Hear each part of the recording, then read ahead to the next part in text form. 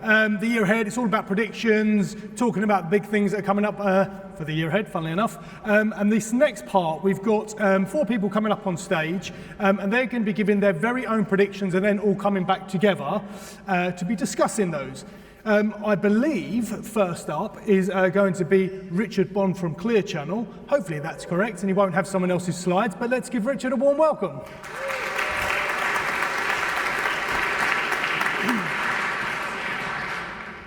Good afternoon, everyone, and thanks for having me. It's always a pleasure to be following someone like Adrian. The only thing he missed is Out of Home. Out of Home is going to have a brilliant year next year, but Ian, you can add that to your slide for next time around. So my name is Richard Bond. I'm the Managing Director of Clear Channel UK. I arrived in the UK 23 years ago. I arrived from France for what was meant to be a 6-month internship. Kind of fell in love with London, fell in love with outdoor advertising, and fell in love with an English girl. 23 years on, still very much in love with London, still very much in love with advertising and media, still very much in love with my wife, Kate, and we've got 3 beautiful kids. So today, thank you. So when I was told today's theme was all about prediction, I thought, great, why not? But not necessarily a big fan of that. And I then also looked at the agenda and I thought, well, you know what, once Ian's been on stage, there's probably not a lot left after that. So, I decided to go with the 4 Ps. And of course, there are so many Ps which we could be talking about when looking at the year ahead. When we work in the field of advertising, media and marketing, there's obviously 4 Ps that are very well known to us, which are product, place, price and promotion. And I've of course chosen not to go with these. Instead, I've decided to go with purpose, planning, policy and positivity. And I've decided not to go with basically what might happen, but I'm going to go with what I hope might happen.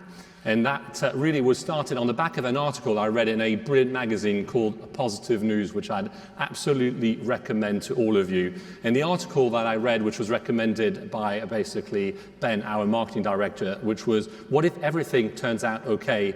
The power of imagining a better future. And the author was a guy called Bob Hopkins. And what his viewpoint was this idea that how a positive attitude can lead to positive outcomes, and this idea that it leads towards purpose, it leads towards this idea of a better mindset, but also, and more importantly, to absolute action. So this is how I've chosen to approach it. Let's imagine we are here and we're now in 2025, and rather than looking at the year ahead, what actually happened in 2024?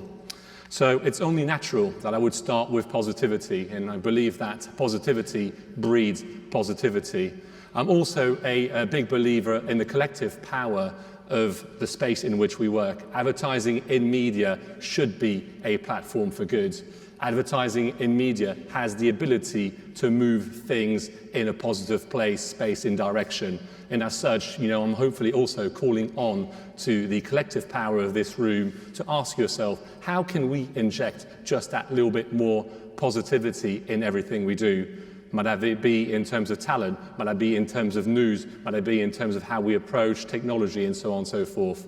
And as a result, this event last year, i.e. now, we're going to plan to announce that we've actually signed up to a content partnership with the guys at Positive News. They've currently got a publication of 400,000, and we're hoping that, through the power of Clear Channel, but also my hope is other out-of-home players will align. I also hope a lot of the other brilliant publication we've talked about today will sign up to it. We're hoping to bring loads of positive news to a high street near you because, after all, like Dr. Dre, I've still got love for the streets. My second one, sorry, that was, it's one of these. I've got a 14-year-old son. He was like, oh, you always talk about the streets. You've got to go with Dr. Dre, which I was pretty happy with.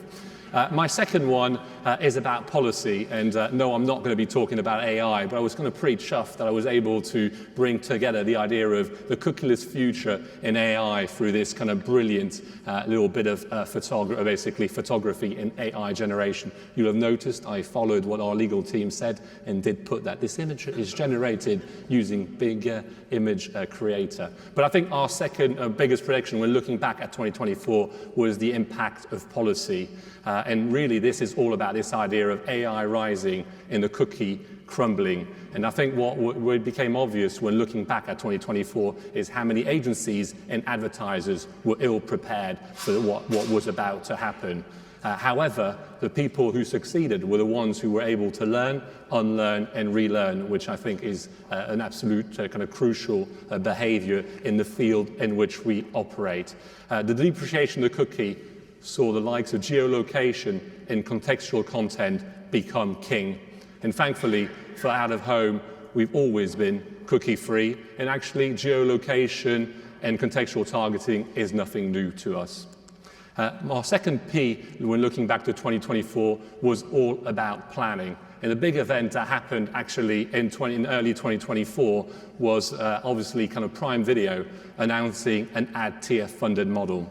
And I think what we saw with that was an acceleration of actually reach decreasing overall, but also what we saw is this idea of actually further media fragmentation, which made the job for advertisers and agencies that bit harder to deliver both the right choice and the responsible choice for brands. Again, from an out-of-home perspective, the good news is out-of-home's reach kept increasing, and if anything, digital out-of-home reach reached 85%. I'm hoping at one point Denise and Ruth will be able to show that, like Ian, my predictions were right.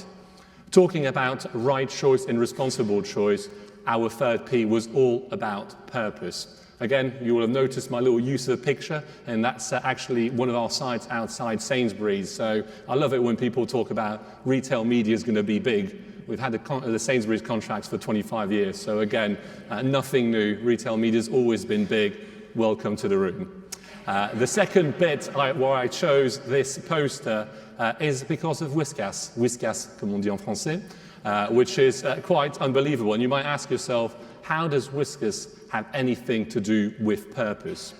And I'm going to tell you a little story of a dinner I attended with a marketing society.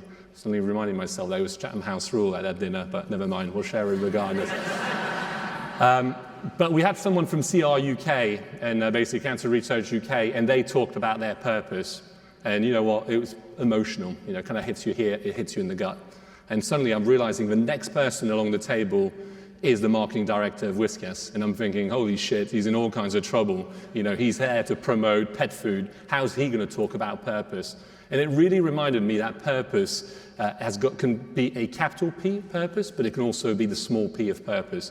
And the marketing director of basically Whiskas probably delivered the best explanation of purpose. He said, if dogs and cats are man's best friends, and I can help ensure that pets live a longer life, a healthier life, I find loads of purpose within that. And I actually thought, you know what, they've got it absolutely right. And I think my hope when looking back onto 2024 is we will all find our purpose. Might that be a purpose with a capital P or with a small p? And my also hope is the why, because purpose really does come down to the why. And I'm going to bring back to this idea of positivity. How do we make sure that our professional purpose and our personal purpose align just that bit more? I've cheated. I should have gone with four Ps. I've added a third one, which was play.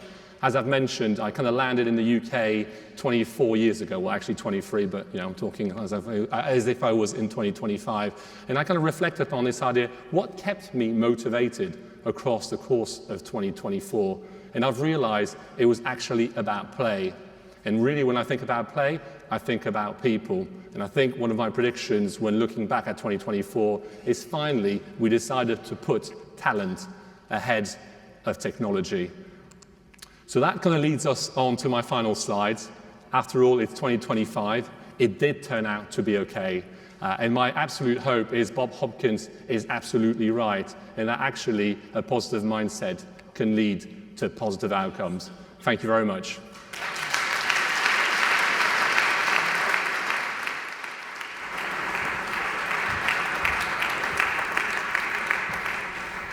Lots in there to think about, lots more to come. Okay, now we have Dansie from Newsworks coming up to give her prediction. Please give her a warm welcome. Thank you. Good afternoon. I'm Heather and I'm the Research Director at Newsworks, the marketing body for the UK's national news brands. 2024 is going to be a big year for news. We've got major elections in the UK and the US, a big summer of sport and lots of innovation across our industry. We are sure to see huge engagement in original and credible news content. So, in December, we ran a study exclusively for this event to understand how people and publishers think about the year ahead. And with only 10 minutes to go, I want to focus on the top 10 headlines across the good, the bad, and the media. Of course, there's a lot in our data, so if you do want to know more about what sits behind all of this, just let me know after this. So let's start with the positive, the good. When it comes to sport, our British Olympians have been training and no doubt dreaming about the Paris Olympic medal table for at least the past 3 years. And the public have high hopes. 42% believe that Team GB will make the top 5 in the medal table. In music, Glastonbury have confirmed that a major American female artist has been booked for the coveted Legends slot at the 2024 festival. The internet is rife with predictions of which one. Well, our poll suggests that despite her incredibly hectic schedule, Taylor Swift is not only the person Brits expect to see on stage, way ahead of Madonna and Dua Lipa, but she's also the ones that we would most like to see too. But let's not count out the material girl. Either way, it's a strong indicator of a female lineup at the festival this year. My third good news headline is that our data suggests a really strong voter turnout for the next general election, which our respondents say they want sooner rather than later. A whopping 72% told us that they were definitely going to vote for this year, against a mere 5% who definitely wouldn't be voting. Engagement with politics will be high this year, and 53% know exactly who will secure their vote. So it probably won't surprise you, but in terms of expectation, but not necessarily preference, Keir is well ahead. And please note that this chart isn't quite to scale, but nearly half believe that Keir will be our next PM, compared to only 14% who think that Rishi will stay on. P.S. While the figures are small, I do want to let you know that Carol Vorderman was more popular than Suella Braverman, and that 1 in 10 18 to 24-year-olds would like to see Alison Hammond as our next PM. Moving inevitably to the bad. So let's stay with politics, but go across the pond to consider Donald Trump's whereabouts in 2024. So 38% of the UK would like to see Donald Trump behind bars this year, but the same figure believe he will still be in court. Nearly a quarter believe that he'll be elected back to the White House, a figure that is higher than those who think he will actually be prosecuted. But you can't deny his entertainment value, because a fifth of 18 to 24-year-olds would like to see him back on TV hosting a new show. But given American law, there is a realistic possibility that he could be in court, behind bars, and in the White House all at the same time, and I wouldn't count the TV show out either. Now, back to Britain. The mood of the nation, it isn't fabulous. Just another terrible year is how 43% of the UK would sum up 2024, with the keywords being divided, chaotic, and intense. And when we first asked about the challenges that people thought the country faced in 2024, the economy and the cost of living crisis came first, followed by the NHS and the nation's health. A fifth believe that fake news and misinformation are still the greatest challenge the UK faces this year. Lastly, looking at a bleak outlook at a personal level, Brits believe that their greatest source of personal stress will come from their finances. So if advertisers can support the public this year, Brits would like to see more value for their money, guides to healthier living, and something we could all do with more time. And this leads me neatly on to the media. Because whilst the selection of media choices continues to grow, there is still only 24 hours in a day. And there is a tension in how we spend our time and how we would like to spend our time. So pertinent to our industry, 4 in 10 tell us that they would like to spend less time with social media, rising to half of 25s to 34s, and more time with quality journalism, rising to over a third of 18 to 24s. Now let's put those preferences against the advertising backdrop of the cookie disappearing this year. If people want to spend with more time with quality journalism, then publishers are ready to build on those strong relationships. And this provides the perfect opportunity for advertisers to get directly involved with these audiences. This year, publishers will be looking at subscriptions, paywalls, registrations, and communities to drive loyal usage and access even more consumer data. So publishers are already in a unique position with their first-party data, comprising of millions of registered users and billions of consented monthly data points. This puts them in an incredible position of expertise, targeting, and understanding of their readers at an intimate level. Alongside this, publishers have content partnerships to meet the demands of audiences that are going to remain diverse. So 2024 will see an investment from publishers into non-news editorial and political journalism, such as sport, culture, lifestyle, and travel. There'll be a continued focus on to provide content across social, video, and podcast platforms to ensure relevancy to younger audiences. And at the 2023 Newsworks Award, we saw a record number of submissions in the content partnerships category. And we're betting it will be even stronger this year as this area continues to flourish for advertisers in the year ahead. And this wouldn't be a Media 2024 presentation without a shout out to trending vowels A and I. AI is going to influence all of us this year, including you. The public believe that artificial intelligence is more likely than anyone to spark change in the UK, ahead of politicians and activists. For our industry, it's more likely that AI will be most useful in the ad space, offering more commercial opportunities for publishers in 2024. AI-powered tools are delivering a suite of services for advertisers for personalised content, contextual targeting, brand safety, and content recommendation. However, publishers are certain AI will never replace creativity or editorial prowess, which will be more, not less, important to readers as AI is more widely used. 2024 is going to be a year of finding the balance between new technologies and the human touch. And finally, I want to share some data that sums up the good, the bad, and the media. Take a bow, Elon Musk. In terms of the media, public expectations are that his main piece of business will be buying TikTok. The good is that we will like him most to fly to Mars, finally taking humankind into space. The bad is maybe he will come back. Thank you for your time.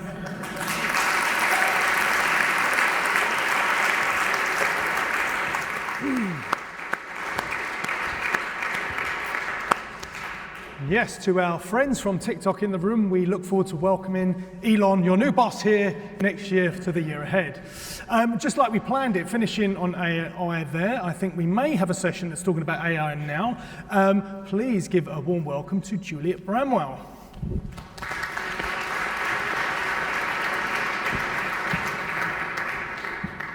Good afternoon, everyone. My name's Juliet Bramwell, and I lead our telco and media team for Google Cloud in the UK. And very proud to see a sunny picture of London, which is what we're going to expect more of in 2024.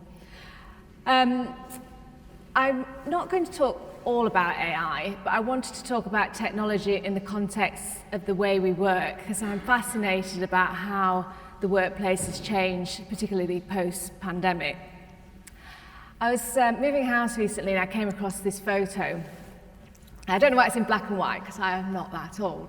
But do you remember having an office, your own office?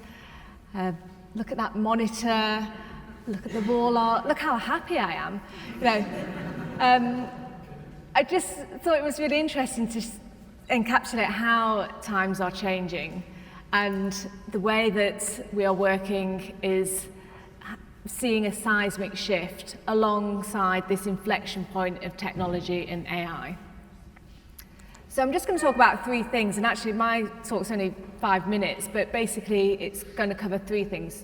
How we work, what AI is going to do to the workplace and to the people that we're working with, and why we work, and actually talking about purpose. That is quite an interesting point, especially in the second week of the year. Why are we actually back at work? So how we work. I think it's fair to say that no one's cracked hybrid working, and for us at Google, flexibility is the key. What we're doing at Google is we're working 3 days back in the office. We see the office as still crucial to the collaboration, the personal connection, and the productivity. However, we are giving flexibility of where you work, where you're most creative on those other 2 days, but also in terms of location. So you could actually, depending on your job, relocate. I've got someone in my team that's just relocated to our Manchester office. We had someone work from Barbados for 4 weeks, so Google policy is you can work wherever you like for 4 weeks of the year. And I don't know about you, but we're seeing that when we're recruiting, that's one of the first questions that people are asking is where do I have to come into the office, or what are the rules? So I think in 2024, how we work, we're getting into a bit of a groove. It's getting, what are the new norms? It's getting more normal, but flexibility and choice is still going to be top of the recruitment list. And if you want to retain good talent, you're going to have to lean on that. In terms of AI, so we were just talking earlier about, what are the use cases for AI in media, whether it's creating new content, personalizing the experience, improving that possibility of monetization through recommendation. I think what's important when you're thinking about AI is it is another member of your team, and it needs training. So you wouldn't recruit somebody and then just leave them in a corner. If you're using technology, you need to invest in it to make it useful and valuable. But I think we will also see that the types of skills that we're going to need are changing. So business applications from 2025, half of them will not be made by your traditional programmer.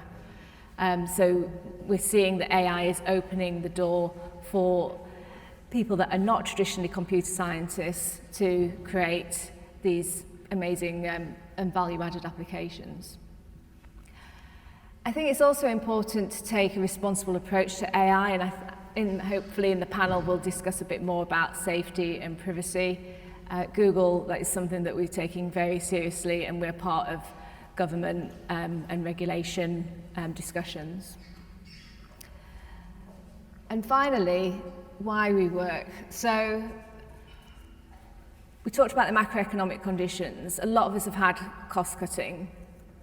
We're in a much leaner environment, but we're also under a lot of stress because of flexibility. People are on all the time, and we're seeing burnout. And I hate to say it, but one of the predictions is we're going to have more people off sick.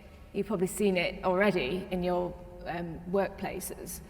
And we have to then find a way to have well-being as centre in how we set up our workplaces. And one way to help with well-being is to set clear boundaries, is to have a purpose, and to have values that align with the values of your employees and employer. Because again, people want to work for companies where their values align.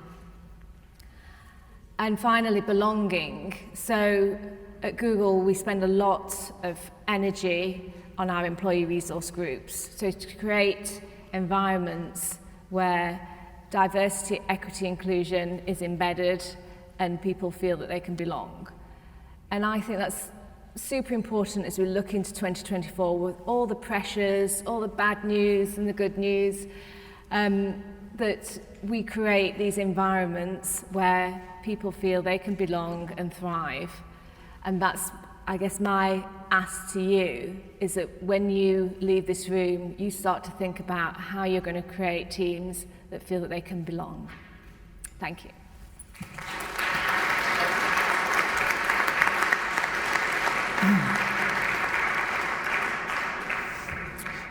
Okay, we're going to do the final talk before we go into the panel slightly differently. I'm staying up on stage and going to be speaking to welcome back Charlene Williams, who was up early. Give her a round of applause.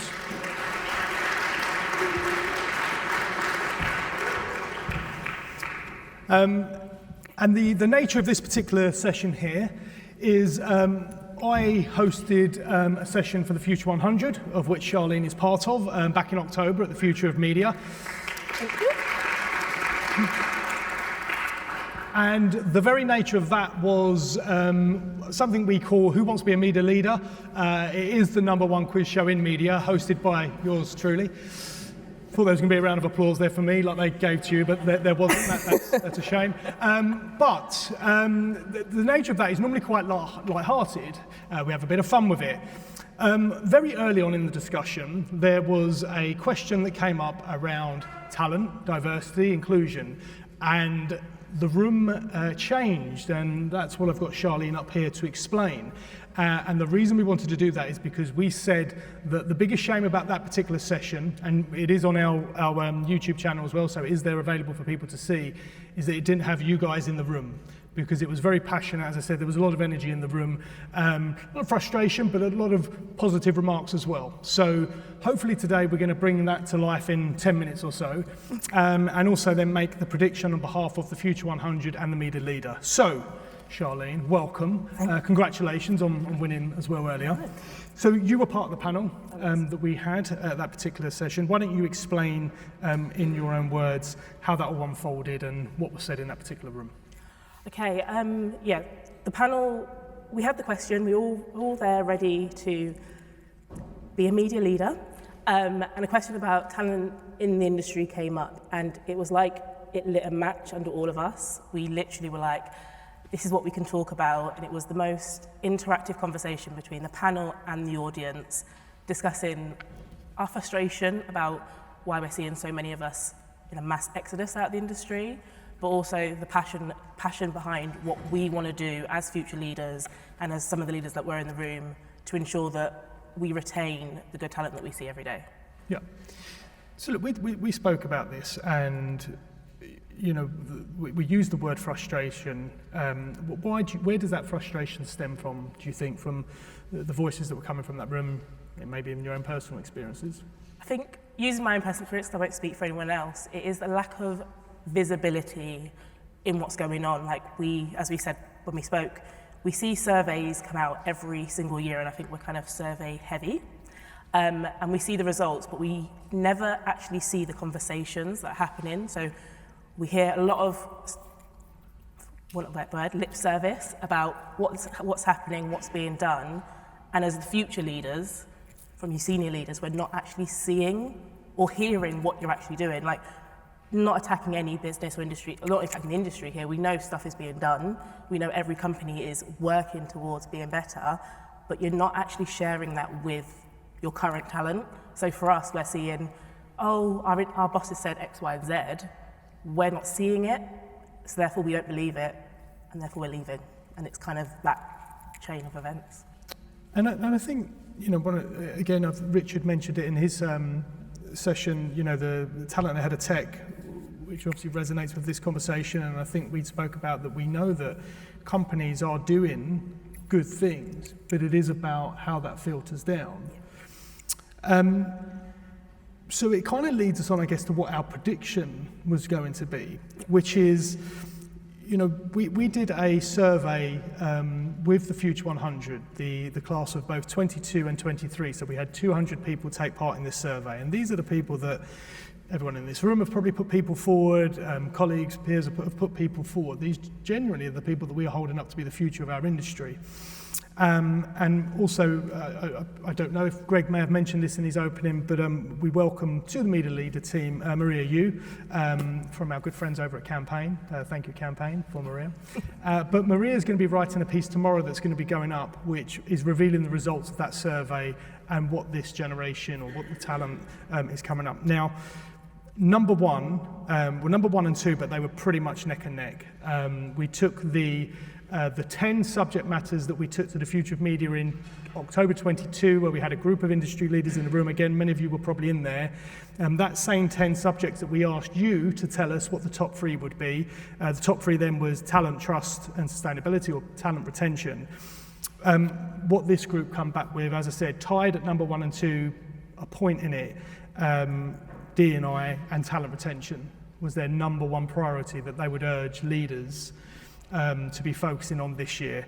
Then we had effectiveness and then trust in media. But by far, those were the two that came through.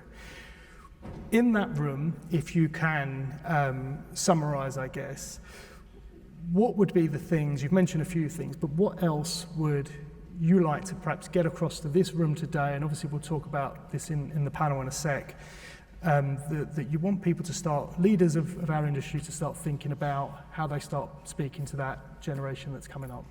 I think the most integral thing is ensuring that everyone has a voice. So as senior leaders, I ask you to actually take a second within your working days to speak to your talent, actually get to know what it is they want, why they're even in your companies, because I think if you ask them why they're there, it may differ from what you think. I think I'd urge you all to take a second also to think about when you guys were myself in my position, what did you want your leaders to do? What leaders did you look up to? Because I know for me as a future leader, my goal is to always be the leader that I wanted and I needed. So therefore, I think that's a good way to start.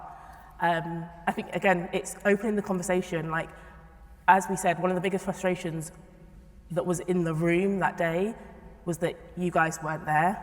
And it's because generally when we have these conversations, senior leaders aren't in the room with us. And we're preaching to the converted, but we need you guys there to move it along. So I think that's the main. Yeah. So look, we know that a lot happens. Hopefully, first of all, big thank you to Charlene for coming up and being the lone voice for that.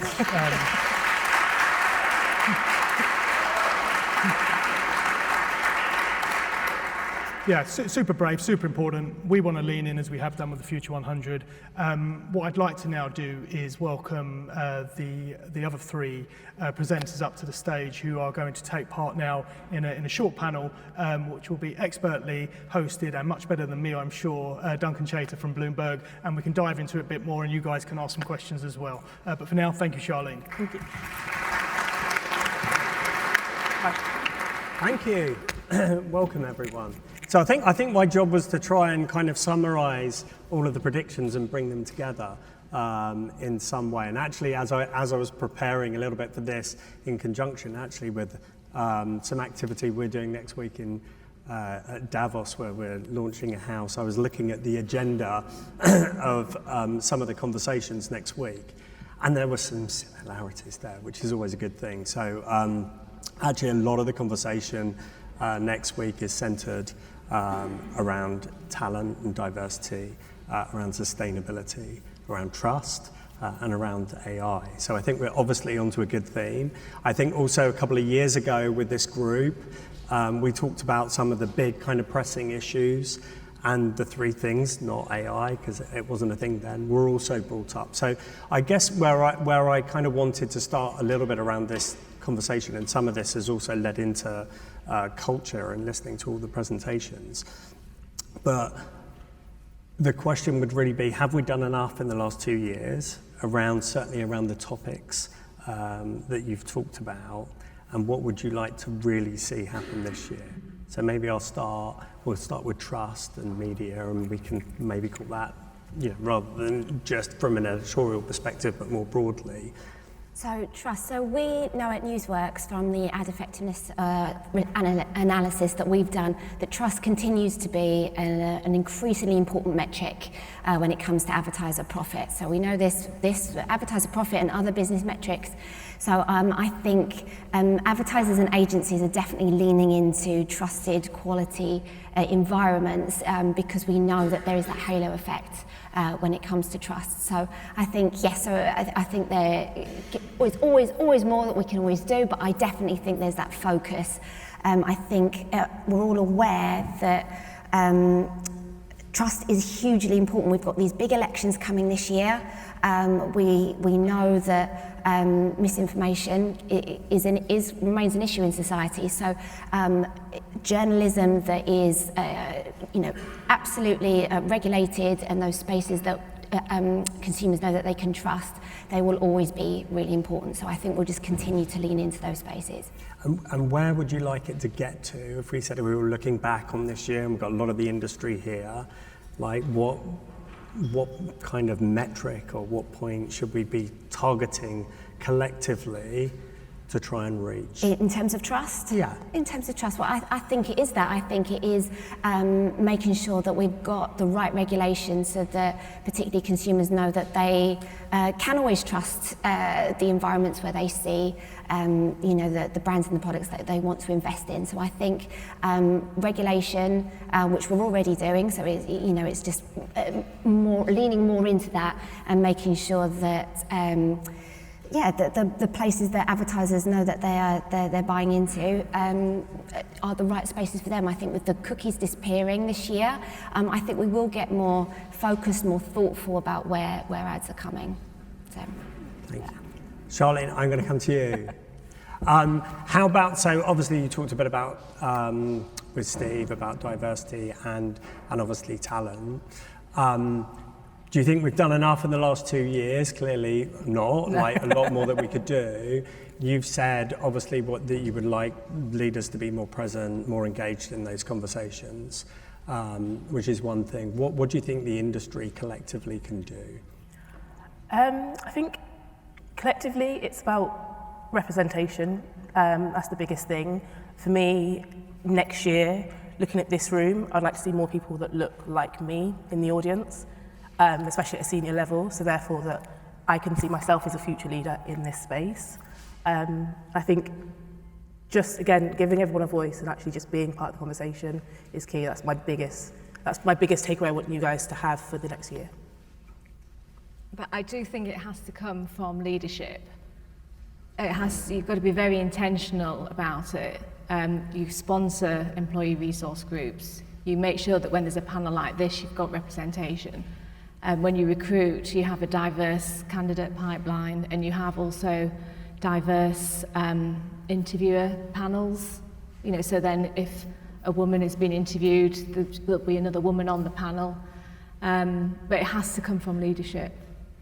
And drop down now, I completely agree. It's got to be at all levels actually, but it needs to start there.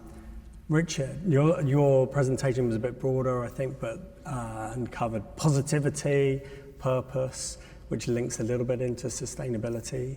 But what would you like to see by the end of the year from an industry perspective? How do we illustrate that throughout the next 12 months? I think I always go back to why did I choose this industry and why have I stayed in this industry? And it's because I do believe in, I've used Dr. Dre, I'm not going to use Spider-Man, but with kind of great power comes great responsibility. And I think we should try to really make the most of that. And I do believe in the power, in the impact we can have. Only this week we've had kind of ITV talking about the post office piece, and it reminds you of the power of our media. But I also go back to many, many years ago, what got people to put a seatbelt on? Media and advertising, and I think for me it's that reminder of that collective power we have got, and this idea that, how do you make sure that advertisers and agencies are not only making the right choices, but also the responsible choices. And my little sales pitch from an out-of-home perspective is this idea that 50p in every pound that an advertiser spends with out-of-home goes back to local transport, local council and local community, so in a way intrinsically being reinvested into things that make a difference. Do you think that through, I guess, the intensity of work now that we all face, we've lost some of the kind of glitz and glamour and fun from the industry, and that we could do more to reignite that? or do you think that's still there and present?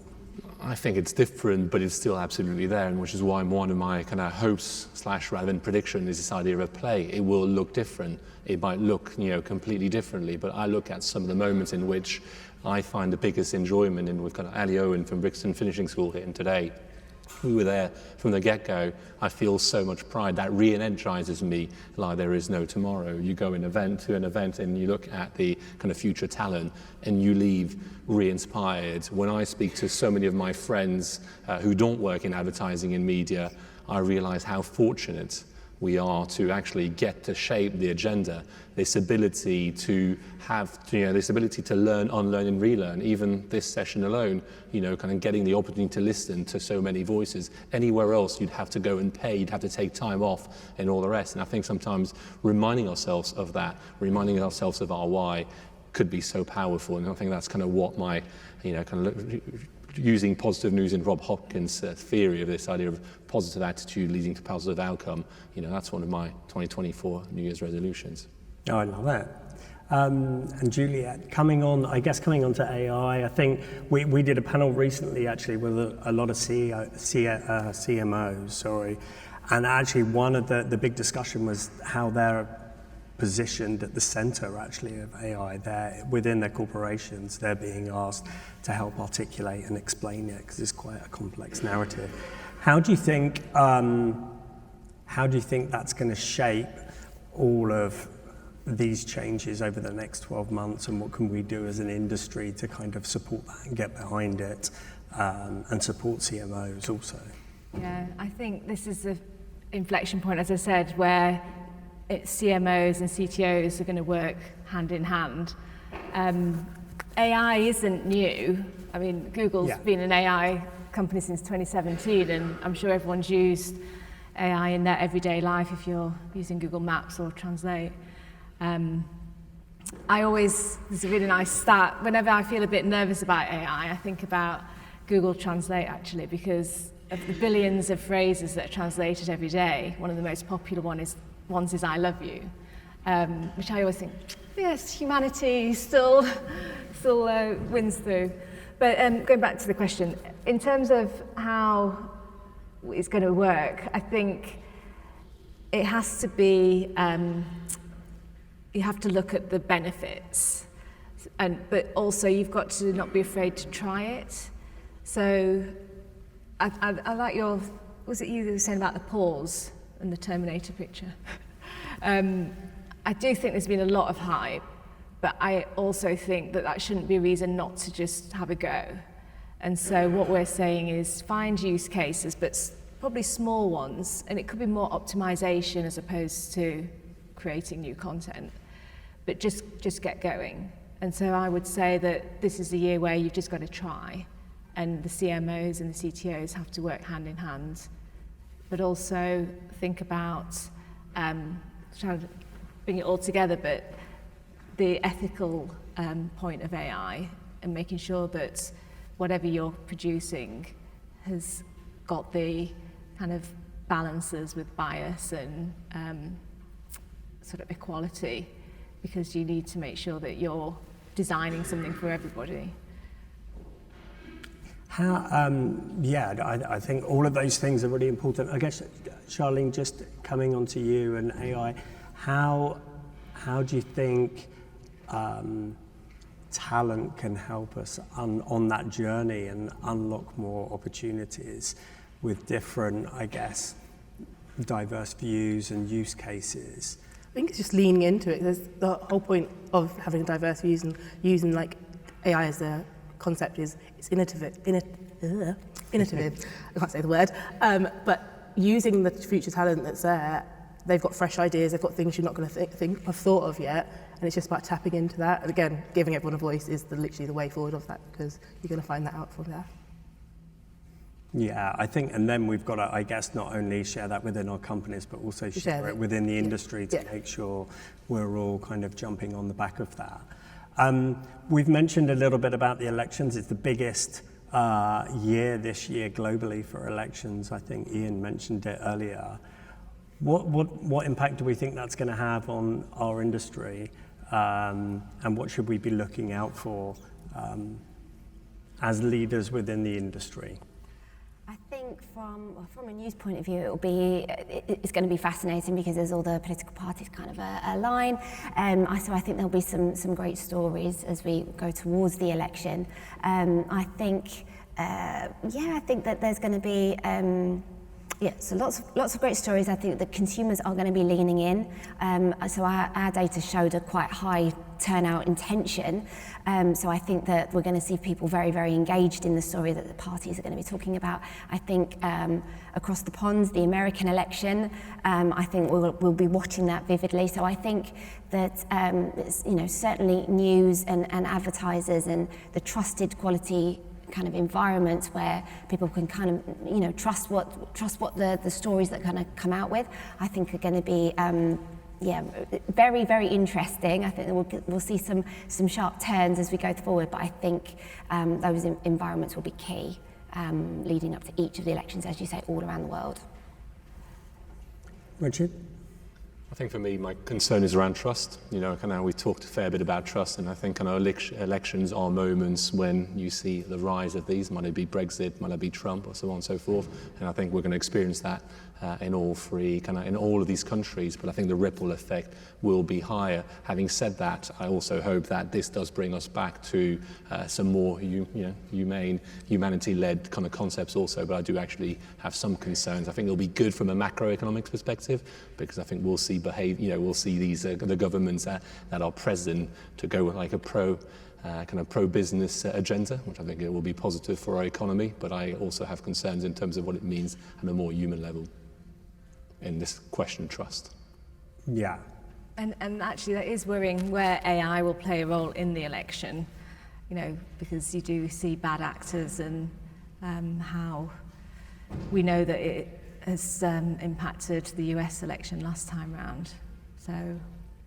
And other things that we all need to be very cautious of in the industry alongside that, in terms of how we all operate, where we put our brands or where we put partner brands in front of different pieces of content and environments. This year, what would be the words of advice to everyone, apart from be really careful? Well, be responsible. So it's not that you should outsource your AI and your design principles to someone in the IT department. I think everyone has to take a responsible approach to AI and always question what is being done. So yeah, I would say be a sponsor for responsible AI. Charlene, anything from your perspective? I think just when you're talking about like brands and stuff, I think it's just being honest with the brands you like align yourself with, and if obviously to stay off a political view of it, obviously, but just again with what Richard said is just build trust with what you're doing. If there's trust in what you're doing, it shouldn't affect the election. Shouldn't really have too much of an effect if people can trust in what you're providing. Yeah, I mean, I think one of the trends that we've seen recently is that more and more brands are coming to us at Bloomberg actually to talk really about how they can convey messages actually around their responsibility and actually start looking after their brand again, whether they're a heritage brand or a newer brand, strengthening that position, which then facilitates value in other areas. And that's a big trend that we've certainly seen over the last 6 months and see that continuing. But I think with the elections and everything coming around, the trust implications are definitely going to be thrown into full view. So it's something I think we can all watch out for as an industry. Well, I think to end this, maybe I'm going to ask for a prediction then of what company, apart from your own or platform, is going to be the big winner this year.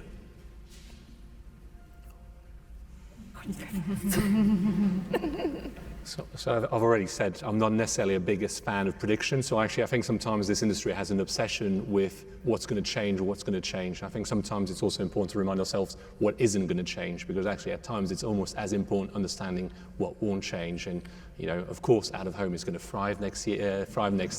But if I wasn't to pick out of home, I'd actually probably go for cinema, because actually, you know what? It's a trusted environment. It's an entertainment-led environment. It's a moment at which you lean back, you leave things at the door. In that high moment of enjoyment, I think we'll see kind of cinema do very, very well. Not quite as well as out of home, but very, very well regardless. And the strike is over, so obviously there's going to be some good films coming out. And this wasn't planned, but mine was going to be out of home.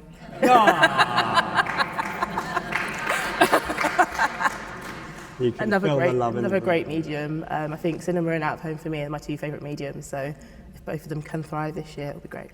And you don't even have to use AI. Je t'aime in French means, you know, je t'aime en français is I love you. So you got that one for free. Well, I'll stay on the entertainment theme, and I can't get it out of my head about Taylor Swift being a Glastonbury. So I do think concerts are going to be a winner. Since the pandemic, I don't know about everyone else, but I just absolutely love the live entertainment, and so I don't think you can ever replace that. Can I go the opposite? Can I say who I think may do crazy things? I think X might be one to watch. I just think that they've had such a turbulent time. I think it would just be interesting to watch where they will be this time next year. I think that will be a fun one to watch. Fantastic. I mean, I'm going to go with experiences too, and events. I think that's going to be a really big burgeoning area, and for much of the same reasons. We're all, I think, coming back and enjoying connecting with people, and there's a lot of value in that. So thank you very much to everyone and for your predictions.